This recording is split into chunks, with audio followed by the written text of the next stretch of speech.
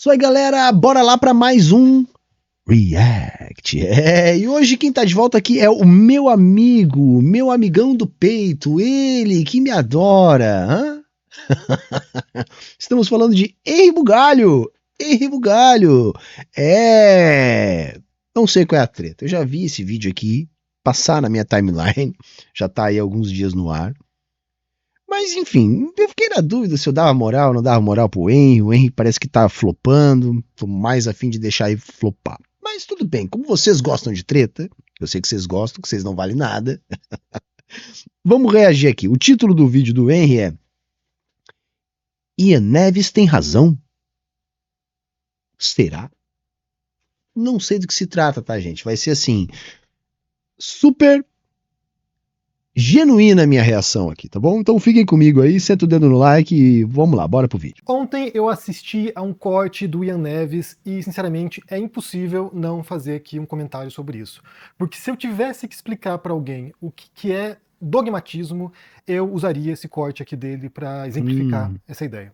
Eu vou assistir com vocês aqui e depois a gente pode pensar algumas coisas a partir dessa fala do Ian Neves. Então vamos assistir juntos. Porque é uma coisa que a gente nunca pode esquecer, gente. A gente tá do lado certo. E isso é uma baita de uma vantagem que a gente tem. Nós estamos do lado certo. Nós estamos com a verdade do nosso lado. E confrontar a direita com a verdade constrange ela. É isso que é pautar o debate. E eu não sou nenhum relativista, nenhum pós-moderno que diz, não, verdade depende do... A gente tá do lado certo, nós estamos do lado de quem trabalha, estamos do lado de quem sofre, estamos do lado de quem morre. A gente tá do lado da libertação de 99% da humanidade. A gente tá do lado de água pra todos e não de champanhe pra alguns. Esse é o lado certo. E eu nunca mais tolerei relativismo a respeito disso. Bem, como eu falei, esse aqui é um caso exemplar do que se entende por dogmatismo. Para entender o que quer dizer dogma, né, na filosofia pelo menos, a gente vai ter que recorrer a esse texto aqui, que é Esboços do Pirronismo, que é um texto do Sexto Empírico e que é um dos textos fundadores do ceticismo filosófico. Porque os céticos na Grécia Antiga, eles confrontavam o dogmatismo. E o que é dogma, né? Eles definem aqui que dogma é o seguinte, olha, que, segundo o Sexto Empírico, né, usando aqui a visão dos céticos, que dogma é concordar com objetos não evidentes numa investigação científica. O que isso quer dizer? O que significa, né? Porque dogma no grego significaria que a pessoa acredita saber o que é verdade. E ser dogmático por si próprio não é nenhum problema na filosofia, tanto que há muitos filósofos dogmáticos que os próprios céticos enfrentavam, né? Os acadêmicos, por exemplo, os platônicos, os aristotélicos. Assim, gente, já começa ruim, né? Porque ele tá querendo resumir dogmatismo a uma visão específica, a um parágrafo específico, tá? E aí tudo bem, se você quiser trabalhar, olha, segundo esse texto específico aqui é isso, aí você pode fazer o recorte que você quiser, tá? Mas dizer que a fala do Ian, ela é uma fala dogmática, né? Eu acho difícil sustentar isso. Por quê? Porque é uma questão daquilo que o Ian interpretou como certo ou errado. Porque senão a gente fica caindo num relativismo o tempo todo, né? Porque é óbvio que nós vamos ter concepções. E a gente faz um trabalho aqui de agitação e propaganda. Não é isso? Então a coisa tem que ser dita de maneira direta, simples, porque nós estamos trabalhando por uma causa. E é evidente que a gente tem que acreditar nela. A partir daquilo que a gente observa, porque afinal de contas o nosso método é esse. Eu não entendo aqui qual... Porque assim, dogmatismo, se você quiser, de uma maneira muito sintética, seria crer em algo que você não consegue demonstrar, que você não consegue provar, que é tipo uma verdade revelada, uma coisa inquestionável. E sob hipótese alguma, nós podemos classificar a conclusão do Ian como uma conclusão que é produto de algo que não é demonstrável. Porque assim, gente, a maior contribuição de Marx para a sociologia é a luta de classes. Não há em nenhum momento a superação da constatação da existência da luta de classes. Então, a partir do momento que você, a partir da interpretação da realidade, você consegue apontar, ó, essa aqui é a classe trabalhadora, essa aqui é a classe dominante, existe uma luta de classes, nós estamos do lado da classe trabalhadora. A classe trabalhadora é aquela que é a classe explorada. Portanto, nós podemos sim fazer daí uma avaliação moral para dizer que nós estamos do lado certo, porque nós somos trabalhadores. Então, se nós somos trabalhadores e existe uma luta de classes, isso é demonstrável, para nós o certo é estar lutando ao lado dos trabalhadores. Então, que porra de dogmatismo tem aí? Na verdade, assim, porque o papo, eu imagino que vai ir por aí. É tudo assim, é ficar num relativismo absoluto simplesmente para tentar se colocar como superior ao debate. Esse é o modo de operar do Henri Bugalho. E assim, buscar se blindar de algum tipo de crítica. Só que para nós isso, ó, nós vamos criticar igual, viu? Nós vamos criticar igual, porque a gente já pegou ele no pulo, a gente já sabe que é isso que ele faz. Né? Para ficar ali de ponderades. Quando, na verdade, aqui com o perdão da simplificação, é aquela ideia atribuída ao ceticismo, que não é bem assim também, mas atribuída ao ceticismo de que a realidade é ininteligível. Então tem que desconfiar de tudo. Tem que estar o tempo todo questionando a sua própria visão, as suas próprias certezas, porque a verdade ela é incapaz de ser captada na sua totalidade pelos sentidos. Então você não conhece. É assumir que não conhece. E aí vocês vão me desculpar. Sabe? Vocês vão me desculpar, porque assumir que não conhece, se nós partíssemos desse princípio, a ciência não teria evoluído nada. A ciência só evolui porque a gente sabe das coisas que nós já conhecemos. E a sociologia não é diferente. Não é diferente. Se alguém conseguir demonstrar que não há luta de classes, que não há aprofundamento da desigualdade, que a classe dominante não é dominante politicamente, que não organiza as relações de produção, aí tudo bem, eu vou dizer, ok, então não tem luta de classe, não tem lado certo para nós trabalhadores. Bem, se for pensar na história da filosofia, uma boa parte dos pensadores, eles eram dogmáticos, e essa ideia, né, de que estou me aproximando da verdade, ou de que estou trazendo a verdade, ou de que isso que eu digo é verdade, isso é fundamental, inclusive para a construção do conhecimento, né? Na ciência também. A ciência se propõe como a construção de conhecimento verdadeiro. Então, a ciência também é dogmática, embora se inicie a partir de um processo cético, um método cético, né? Eu não sei o que é isso, eu não sei o que está acontecendo, então eu vou investigar, eu vou pôr em dúvida as respostas existentes, e para isso eu vou fazer uma série de testes aqui, uma série de procedimentos, de etapas para poder tentar atingir a verdade, às vezes conseguindo e às vezes surgindo novas dúvidas que tornam a descoberta da verdade ainda mais. Sim, o que a gente tem que entender, galera, tá? É aquilo que, né, se vulgarizou lá do Sócrates, eu só sei que nada sei, mas só sei que nada sei não significa que nós não somos capazes de aprender. É simplesmente ter a consciência da própria ignorância. Porque se você sabe que não sabe, você sabe que é capaz de aprender.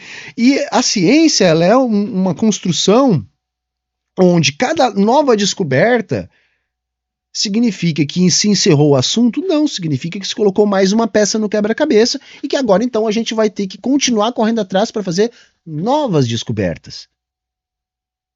É só isso. Então você tem sim acesso ao conhecimento, sabe? E é isso aí mesmo, chat. O que o Henri Bugalho faz é ser extremamente dogmático em relação ao seu ceticismo. Só que esse ceticismo não é nem ceticismo, tá? Isso é simplesmente um refúgio dele para se colocar acima da discussão e assim se blindar de eventuais críticas das coisas que ele fala. É simplesmente uma estratégia de não assumir posição. Só que ao fazer isso ele já está assumindo uma posição. Né? Porque se você nega, por exemplo, a luta de classes, e no caso o lado dos trabalhadores neste processo, ora, você já assumiu o lado do opressor. Que é visivelmente a posição do Henri, que acha que não, as relações de produção não determinam o conjunto da estrutura política e que basta a gente melhorar moralmente, né, nessa busca cética de um aprimoramento moral que, no meu ponto de vista, é hipócrita e, em uma medida até mesmo preconceituosa, porque aí aqueles moralmente superiores seriam legitimados e aqueles moralmente inferiores não. Não gosto dessa linha. Acho uma linha ruim. Mas a gente vai continuar denunciando aqui. o papo do Henry. Mais complicada. Então, esse processo, esse método cético, ele é adotado, né, pela ciência, embora o objetivo final seja encontrar verdades. E aí, o que os céticos diziam na Grécia Antiga, né, é que você tem, por exemplo, diferentes correntes de pensamento que dão respostas totalmente diferentes para o mesmo fenômeno, e aí nós não temos as ferramentas para poder avaliar qual resposta é mais verdadeira do Mas assim, tem respostas que são erradas mesmo, viu, Henry? Você pode ter várias respostas para o mesmo problema e todas estarem certas. Quando você está olhando para esse problema sob diferentes perspectivas. Bem, é possível. É possível. Por exemplo, quando a gente fala na luta de classes, não quer dizer que só existe a luta de classes como determinante das relações sociais, da cultura e etc. Não, a gente está dizendo que isso é o mais determinante porque essa é a relação mais simples. Entretanto, existem outros níveis de abstração, cada um deles com os seus determinantes. É óbvio, você pode explicar de várias maneiras, o que não invalida a explicação do Ian, por exemplo, para você fazer todo o seu discurso meia boca aí para não dizer coisa pior. do que outra. Um grupo que diz X, outro diz Y e outro diz W sobre uma questão, sobre um problema, e aí qual dessas respostas verdadeiras? Porque todos os três acreditam que estão com a verdade. Todos os três acreditam que sabem o que é o melhor. Todos os três têm a convicção de que estão do lado correto da história. Mas nem todos os três obrigatoriamente estão corretos. Entende?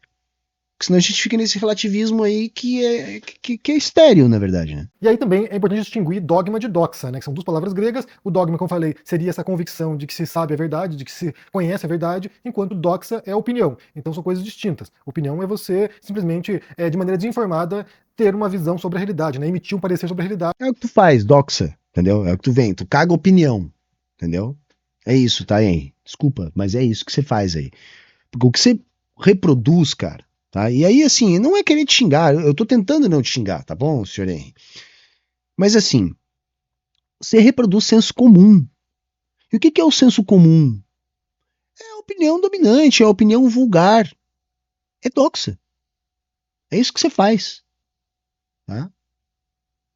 Você gosta de chamar os outros de dogmáticos porque os outros têm algum entendimento de uma ferramentaria para análise social, que é o materialismo histórico e dialético, que você não conhece, tem preconceito, você conhece uma versão ruim, vulgarizada, parcial, e você olha para essa versão disso que você conhece e tem preconceito.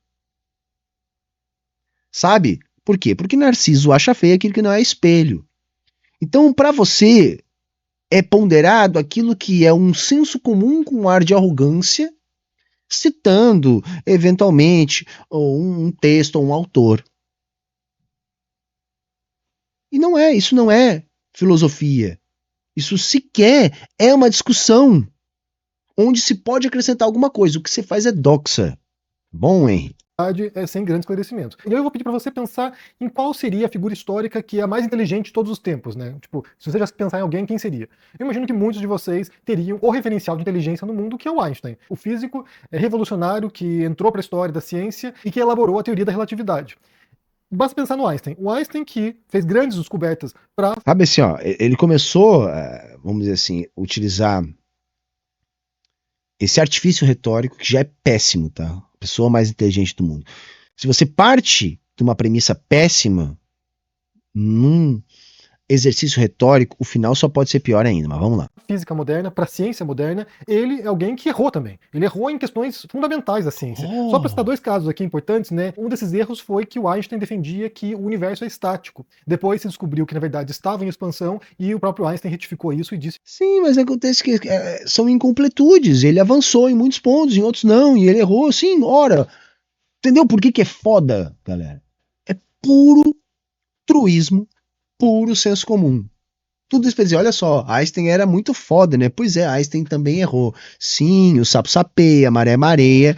E você, Henry Bugalho, só reproduz senso comum, entendeu? E só cai na sua lábia comedor de alfafa.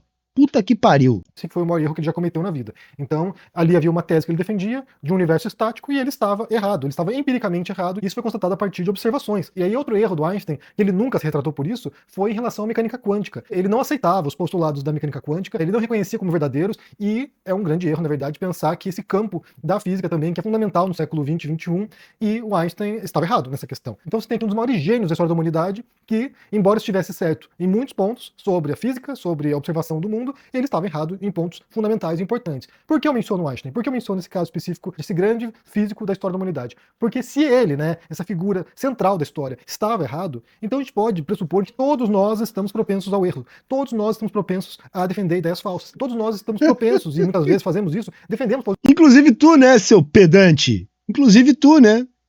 Como basicamente o que você faz em todos os vídeos. Entendeu? Porque assim, o argumento já foi dado, nós já desmontamos, né, aqui, entendemos? A perspectiva do Ian, a partir do materialismo histórico dialético, baseado na teoria da leitura de classes, ele, enquanto classe trabalhadora, para ele é perfeitamente razoável dizer que tem um lado certo da história. Que nós temos a verdade, que a gente trabalha com isso, porque a gente trabalha com a materialidade. Entendeu? E depois você ficou só enrolando o restante do vídeo, mas bacana. Posições que se provam incorretas, ou que não são benéficas, ou que são, sabe, prejudiciais. Então, esse deveria ser um ponto de partida para qualquer pessoa, qualquer intelectual público, qualquer pessoa que defenda uma ideia, partir da ideia de que eu posso estar errado. Eu menciono isso porque esses são os princípios éticos defendidos por teóricos da lógica, da argumentação, dos debates, e eu menciono isso no meu livro sobre debates também, como uma versão de debate tendo razão, que é fundamental que você entre numa discussão com alguém, num debate com alguém, sabe, num confronto de ideias, partindo da pressuposição que você pode estar errado, porque você pode estar errado, e muitas vezes você está errado. Se você tem ideias conflitantes, opostas, por exemplo, se um deles tiver razão, o outro vai estar errado e vice-versa, ou os dois podem estar errados. Os dois não podem estar certos se forem ideias contrárias. Então existe uma posição ética essencial para qualquer tipo de defesa de ideias, de posições. Não, cara, tem uma coisa, tem a ver com visão de mundo, tem a ver com ferramentaria para avaliar. Por exemplo, você é evidente que o Ian erra, que eu erro, que a gente pode estar errado em muitos pontos. Só que se a gente, eu vou tentar explicar, vamos lá, que nem a gente explica para um jovem do ensino médio, não vou nem ir para o ensino fundamental, vou para o ensino médio, vai. Quando você vai produzir um trabalho acadêmico, você vai fazer uma pesquisa, então você tem lá um tema de pesquisa, desse tema você tem que extrair um problema de pesquisa, né? Pelo menos um problema de pesquisa. E aí você vai fazer uma pesquisa, né? Para achar uma resposta para esse seu problema. Isso é fazer ciência. Pois bem, para fazer essa pesquisa, que você pode acertar, você pode errar, você pode ter erro metodológico, você pode ter erro na análise de dados, na coleta de dados, você pode ter erro, enfim, você pode errar no meio do caminho. Mas se você fizer tudo certo, tá? Não tiver nenhum erro de execução, a sua resposta vai estar certa. Percebe? A sua resposta vai estar certa. Porque se você não assumir que é possível chegar numa resposta certa, não existe ciência. E eu, Ian, todo mundo aqui pode errar ao fazer uma análise de conjuntura, ao trazer alguma coisa para vocês. Mas seria como errar nesse percurso. Porque veja, no trabalho acadêmico, o que é determinante para que aquilo seja validado enquanto ciência? A relação entre o que você fez na sua pesquisa e o seu referencial teórico. Ou seja, de acordo com um determinado arcabouço teórico, essa pesquisa que pode ser considerada correta, sabe? Olha, olhando com essa ótica, com essa ferramentaria, ou seja, o referencial teórico, eu fiz isso. Aí nós vamos avaliar se você soube realmente utilizar essa metodologia, essa ferramentaria e fez uma boa análise. Então, se você é marxista, tá? Você está assumindo que você parte dessa ferramentaria, dessa forma de análise, e você pode exprimir conclusões, e essas conclusões estarão corretas se a aplicação desse quadro teórico, dessa ferramentaria, foi bem executada. E outra, por que você escolheu o materialismo histórico dialético e não, sei lá, uma outra linha? Porque você está convencido, a partir dos seus sentidos e da sua capacidade de se relacionar com o mundo, que essa é a forma que melhor explica, mais evidente, mais robusta. Então, a gente também tem que assumir determinadas verdades a partir daquilo que os nossos sentidos nos informam e a nossa mente é capaz de processar, de avaliar e de entender. Porque senão, de novo, a gente fica nesse relativismo absoluto aí, disfarçado de ceticismo, que é o caso do Henry, que é o que ele usa para esconder a pedância dele. Teses, que é eu posso estar errado naquilo que estou defendendo. Isso pode ser tanto no nível de conhecimento, né, no nível científico, ou seja, essa tese, essa hipótese que eu elaborei sobre o mundo pode estar equivocada, e aí você pode encontrar evidências contrárias para demonstrar aquilo, ou pode ser no nível ético, inclusive, né, de você, a partir de um código de ética existente, você propor uma coisa e isso demonstrar como nocivo, prejudicial, ou, sei lá, contraproducente em uma sociedade. Então, eu menciono isso porque essa posição do Ian Neves, embora ela seja exemplar para se falar de posições dogmáticas, e como eu falei, ser dogmático não é necessariamente um problema, porque muitos filósofos eram dogmáticos, ela é mais do que isso, ela é sectária, porque ela não reconhece a possibilidade de alguém que pensa diferente dele estar correto. Então isso é sectário. O que seria o diferente? Seria negar a luta de classes. Então é pegar, por exemplo, a sociologia, o que a gente tem de massa crítica a respeito desse assunto, produção científica e histórica, e explodir isso. Não, então, em nome do quê? De um relativismo, de um ceticismo dogmático. De quem? Do Henry Bugalho. Porque qual é a outra posição? Qual seria uma outra posição em relação ao que o Ian falou? A negação da luta de classes. Diz, olha, por Ian tá errado, ou você tá na posição do burguês, então aquilo não é o correto para você, porque vai para você, o correto seria a manutenção desse arranjo econômico e político. Ou você acha que não tem luta de classe. Não, há uma harmonia entre as classes, elas são colaborativas e o mundo é o do arco-íris e do pirulito. Por isso que eu insisto, todo esse gerador de lero-lero do Henry Bugalho serve para disfarçar que, na verdade, ele é um direitoso. Ele não questiona a estrutura da sociedade. Ele nega a questão mais básica, que nem tem a ver com o comunismo, ou com a construção do comunismo, que é a flagrante percepção da existência de uma luta de classes. Por isso que eu digo, não caiam, não é sequer aliado nosso. Porque ela é limitada, ela limita o horizonte de entendimento do mundo, ela limita a possibilidade de ouvir o que o outro diz e de compreender e aceitar quando o outro está certo. E isso também é muito... Mas qual é o outro certo, Henry? O outro é o burguês? O outro é o que nega a luta de classe? Você entende que isso assim, ó, é um escopo muito grande, cara. Se você assumir o que o Ian está dizendo ali, ó, nós estamos do lado dos trabalhadores, nós somos trabalhadores, nós estamos do lado dos trabalhadores nessa luta contra os capitalistas. Como é que você vai relativizar isso? O que tem de sectarismo? Sabe, isso sequer extrapola para as consequências dessa avaliação. Muito prejudicial, isso é muito perigoso para o conhecimento e muito mais do que isso, inclusive para comportamentos que a gente possa adotar em relação à política, à sociedade, aos demais indivíduos. Porque se você tem a convicção inabalável, sectária, de que você tem razão e que, você não pode errar porque você está do lado correto da história, isso justifica muitas posições bastante nocivas, prejudiciais. Tipo o quê, cara? Lamentáveis. O que pode ser de nocivo? Você assumir que existe luta de classe. Na verdade, o que mais me choca nesse vídeo é que fica evidente que, para Henry Bugalho, a luta de classes não é um dado da realidade. Ele está relativizando a luta de classes, a estrutura da nossa sociedade nos últimos milênios. Depois, dogmáticos são os outros. Às vezes, né? A gente já viu muita gente na história da humanidade que cometeu atrocidades com base na ideia de que ele tinha razão, que ele estava do lado certo da história e que eles seriam justificados porque os atos deles eram nobres. Nenhum deles por ter assumido a existência de luta de classes.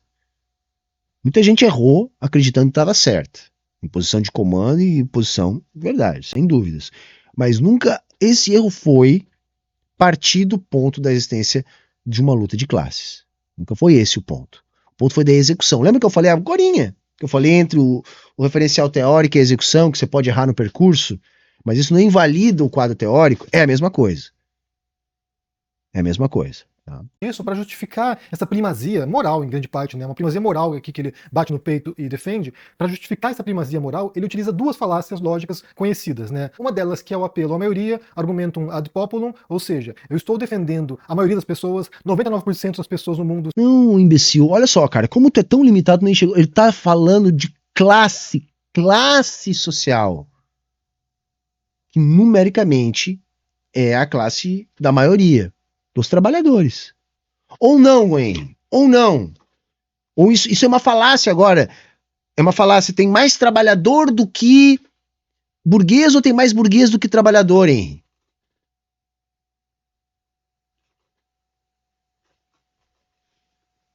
Eu não vou chegar no final, galera. Estamos na metade do vídeo e eu não sei o que mais que ele vai enrolar, porque ele já tá enrolando há uns 4 minutos. São, sabe, oprimidas da classe trabalhadora. Portanto, se eu estou do lado dessas pessoas, eu estou correto, eu tenho razão. Então isso é um erro, lógico, porque você pode estar do lado da maioria e a maioria está errada.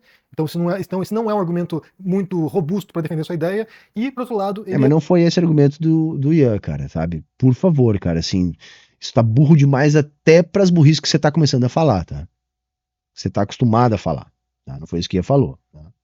Tá do lado da maioria, tá do lado da classe trabalhadora. A classe trabalhadora é flagrantemente a maioria. Parte para um outro argumento que está irmanado a esse, que é o apelo à pobreza, argumentum ad Lazarum, que é, ou seja, se eu estou defendendo aqui os mais pobres, ou se os mais pobres estão lutando por algum... Não, cara, não necessariamente tem a ver com pobreza, tem a ver com quem trabalha e produz, e com quem sobrevive da exploração de quem trabalha e produz. Entendeu?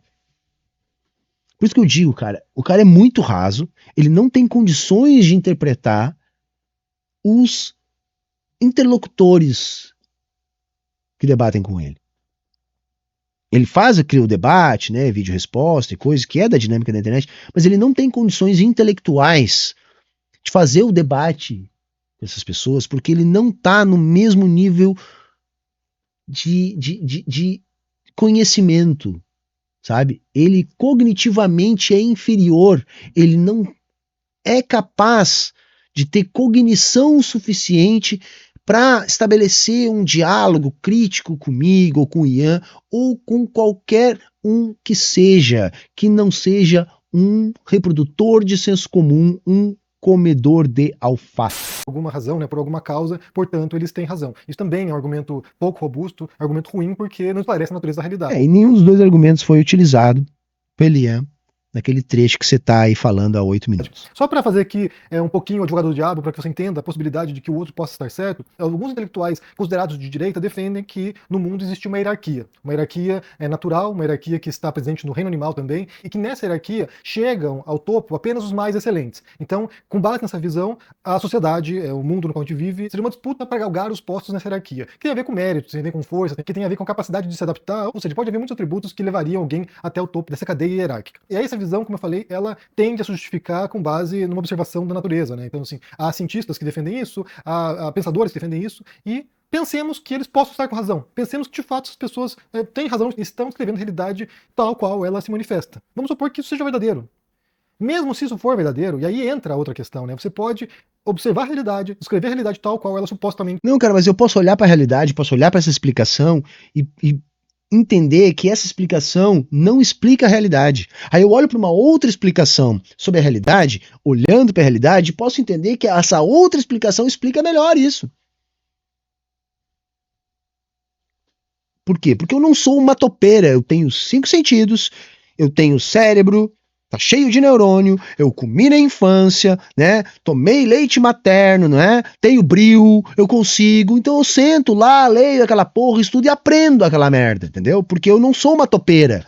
Eu sou capaz de aprender. Entende, Henri Bugalho? Eu sou capaz de aprender. O ser humano não é capaz de aprender. Talvez isso pra você seja uma coisa muito complicada, entendeu? Pra achar que é impossível, né, conhecer algo. Não, mas isso é uma discussão que a gente já superou faz, sei lá, milênios. E ainda assim você rejeitar essa realidade. Você achar o seguinte, olha só, embora haja essa hierarquia de fato no mundo, e a gente pode aceitar que durante milênios essa hierarquia é predominante nas sociedades humanas, embora haja essa hierarquia de fato, eu não... Tá, né? Tá escorregando aí, né? Tá escorregando. Você tá louco pra dizer que, olha só, existe, né? Tá vendo? Os caras podem ter razão. Não, sua anta, não, cara, não. Isso que você tá enxergando, tá? É produto das relações de produção. É como você não entende, tem preconceito com quem entende, você reproduz esse tipo de merda. Você tá louco aí pra defender darwinismo social, né? É aí, né? Esse é o ponto, né, Henry? não aceito ser aqui. Eu acho que ser aqui é injusta. E aí não se trata de uma verdade objetiva que você possa dizer, olha, que isso é justo ou injusto, com base em algum critério muito específico que você possa determinar de maneira inquestionável. Tanto que existem correntes éticas também diferentes, né? Se isso fosse tão claro e objetivo e inquestionável, você não teria correntes de pensadores éticos que defendem diferentes posições sobre qual é o melhor modo de você se comportar na sociedade. Você tem diferentes correntes. E aí entra na questão dos céticos, né? Se há diferentes correntes éticas... Tem diferentes correntes, e tem umas que estão erradas mesmo, entendeu? Tem que tá certo e esse que tá errado, é isso. Simples assim, cara, entendeu? Como é que eu sei que essa corrente é melhor do que a outra? Como eu posso me assegurar que essa corrente é mais verdadeira do que a outra em relação... Sim, por quê? Porque eu não sou uma topeira, cara, entendeu? Eu assumo que eu sou capaz de aprender, sabe? É um ceticismo dogmático. É assumir que nós não somos capazes de aprender. É o ceticismo levado às suas últimas consequências. Saca? O Henry Bugalho tá lá estacionado na Hélade. Tá lá, né? Tá debatendo ali com os demais filósofos do período das filosofias helenísticas, não é isso?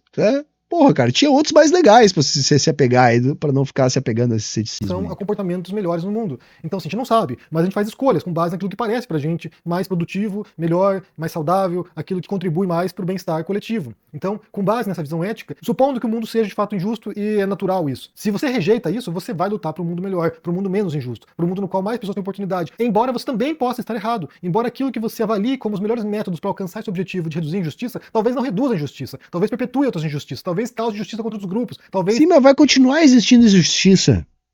O fato de você errar na execução do que você está querendo fazer não vai fazer com que você esteja errado por princípio. Eu não sei onde é que ele quer chegar. Eu sei, ele quer fazer valer mais de 10 minutos aqui por demolição. Cause atrocidades, porque a gente não sabe as consequências dos nossos atos. A gente pode defender uma ideia que parece muito linda na teoria e na prática ser uma abominação. Basta pensar no cristianismo, né? O cristianismo, uma religião que parte de, sabe, uma figura profética, uma figura, sabe, de sabedoria como Jesus, que vem pregar amor ao próximo, que vem pregar, sabe, abnegação, que vem pregar sacrifício, e essa religião se torna uma religião inquisitorial depois de alguns séculos.